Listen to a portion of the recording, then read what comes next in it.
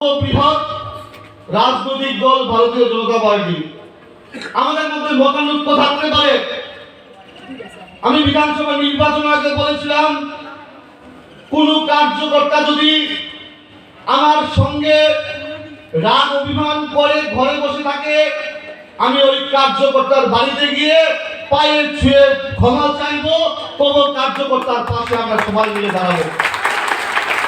প্রত্যেকটা কার্যকর্তাকে 1 থেকে 7 নম্বর বুথ পর্যন্ত প্রত্যেকটা কার্যকর্তাকে আমাদের মর্যাদা দিতে হবে, প্রত্যেকটা কার্যকর্তাকে আমাদের সম্মান জানাতে হবে। আমি চাইবো প্রত্যেকটা কার্যকর্তা, কে পুরনো কে নতুন, কোনো ভেদাভেদ ভুলে প্রত্যেককে নিয়ে আমাদের সঙ্গে চলতে হবে। প্রত্যেককে সঙ্গে নিয়ে আমাদের সংগঠনকে আমরা মজবুত ও সুদৃঢ় করব। অনেক সময় আমাদের